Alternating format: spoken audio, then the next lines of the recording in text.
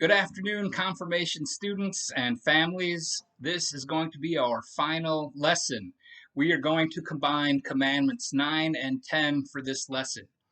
Before we do, just a reminder very quickly, because I kind of went over it in detail in the last lesson, which you just got earlier this week.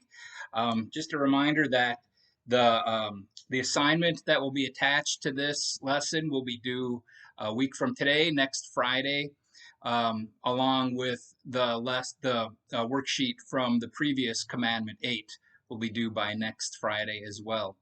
I'm going to be getting in touch with the families of the 8th graders who will be confirmed this year. Again, the date for confirmation is September 11th. That's a Saturday, and we're going to do that at 5 o'clock in the afternoon at church. So, and then also when I meet with you guys, with your families, we'll talk about doing a faith statement, just an expression of your faith and how you live out your faith as confirmed people of God. So more about that when we meet. But for now, the 9th and 10th commandments, it's very easy to combine these because, let me read them to you. In the 10 commandments, reminder, the 10 commandments comes from the 20th chapter of the book of Exodus. So the commandments 9 and 10 are, you shall not covet your neighbor's house. You shall not covet your neighbor's wife, or male or female slave, or ox, or donkey, or anything that belongs to your neighbor. So basically, what coveting means is a strong yearning for something that is not yours, a very strong desire. So coveting really begins in the heart. And Jesus says this when we talked about some of the other commandments. If you remember, in fact, let me just read it to you from the Bible. When we talked about some of the other commandments, like when we talked about murder, Jesus says, and this is from Matthew's Gospel, chapter 5, and this is verses 21 and 22. Jesus says, you have heard that it was said to those of ancient times, you shall not murder, and whoever murders shall be liable to judgment. But I say to you that if you are angry with a brother or sister, you will be liable to judgment. And then a little bit further on in verse 27, Jesus says, you have heard it was said, you shall not commit adultery. But I say to you that everyone who looks at a woman with lust has already committed adultery with her in his heart. So this concept is nothing new. The sin that we deal with in breaking these commandments all comes from the heart and how we feel. And so that's where we need to focus. And the coveting commandment is no different. Um, I think there's a difference between jealousy and coveting. Jealousy might be, oh, that person's got a really nice car, or really nice clothes, or whatever the case may be. Whatever it is that you place your value on, something that somebody else has that's really nice. Maybe we say, oh, I'm jealous. I wish I had that. But coveting, it's like a step beyond jealousy. It's like a yearning, a longing, like I need to possess that. I need to have that. It's almost gets into the addiction realm. We think about somebody who's addicted to drugs or alcohol or money even. Um, there's a strong need, and it's almost like a bodily reaction, like we have to have this thing. And this is the kind of coveting that Jesus is talking about. And so when he says, and I printed it up, so this is a little bit different translation from my version of the Bible. But the 9th commandment, thou shalt not covet thy neighbor's house.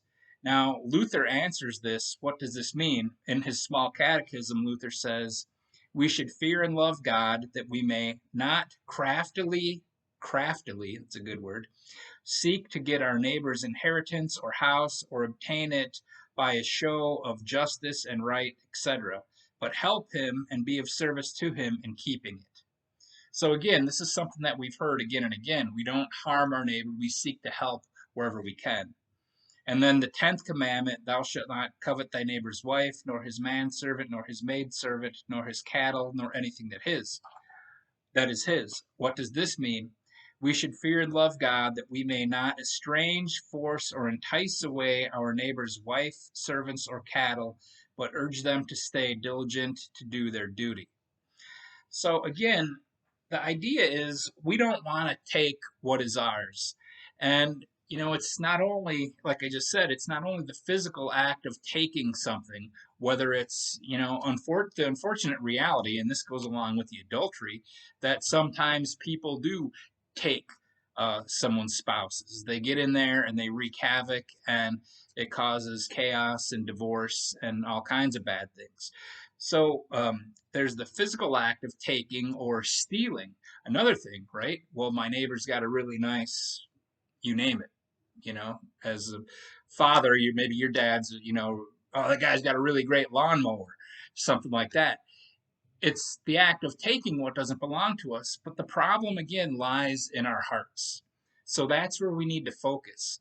And I think the best way to focus on this is to first just take a look at our own lives. Now, we live in a pretty affluent country.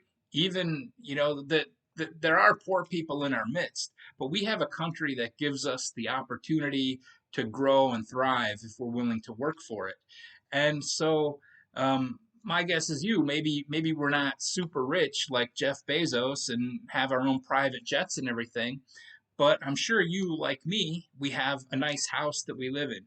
We have food on our table every day. We have warm beds to go to every night. We have nice clothing that we can wear. We're not lacking in anything. And so I think one of the key parts of us not drifting into coveting is recognizing what we have, being grateful for what we have, and being content with what we have. We live in a society that seems to be not content with where they are. They want to have more, have different, have better. And that can be a cause for problems. Now, I'm not saying that we shouldn't strive for better things. You're all young people, and you're going to be going to college, and you're going to be getting jobs, and you should strive to be the best you can be. You should strive to excel. You should strive to get a good job. But in the process, recognize that what you have is absolutely fine and meeting your needs right here and now. The problem arises is when we don't recognize that what we have is good enough, and then those kind of unhealthy desires can come up, and that's where we face those problems. So again, I think that the real issue with coveting is within our hearts and within knowing that what God has given me is absolutely good enough for me today. And in fact, and I can't remember exactly where in the Bible, but Jesus tells us that my grace is sufficient for you. God blesses us with everything that we need, and all we have to do is recognize it. One thing that's a very common practice that a lot of people do, and I've in talking to people who've had difficulty in their lives, and kind of focusing on the negative, is I tell them to make a gratitude list. Make a list of 10, 15, 20 things that you are grateful for. Now, for me, right off the top of the bat would be my health, my family, my home, my job, my church, my community. These are things that are blessings in our lives, and they can be easily overlooked. Our lives are so busy, and we're so involved in so many things that we can forget about the very simple blessings of our daily life.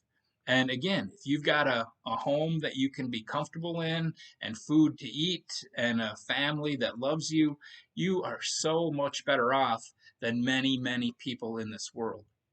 So, my challenge for you is to pay attention to those little things in your life that um, that are so easily overlooked, that are the biggest blessings that we have.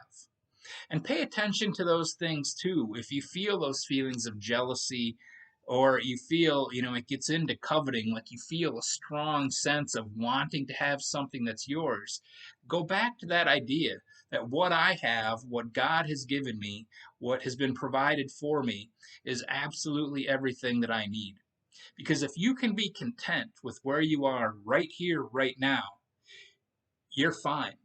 If we recognize that everything that I need, I have right in this very moment, then those feelings of anxiety and not having enough or not being enough aren't going to plague us. And believe me, I see it in a lot of people. These are things that give people a lot of problems in this world.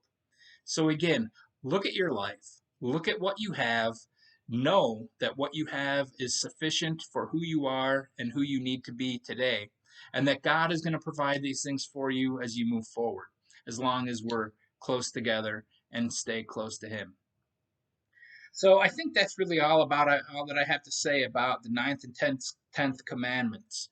Just a reminder too that the God's commandments are here not as a way of you better do this or else, but God gives us these commandments as a way of saying, if you really want the best life that you can have, follow these guidelines. This is the way to have the best life possible, the way to be content and happy and full in the person who God made you to be. You're perfect just as you are. All right, guys. When you finish watching this, do the brief questions that I have attached. Get them back to me by Friday. I believe it's the 28th is the date. Friday the 28th, that weekend before, right before going into Memorial Weekend. I hope you guys are having a great finish to school. Going to have a wonderful, amazing summer. I know from interacting with your families, a lot of you are traveling, and that's great. So stay safe, stay healthy, and God be with you always. I'll see you soon. Bye bye.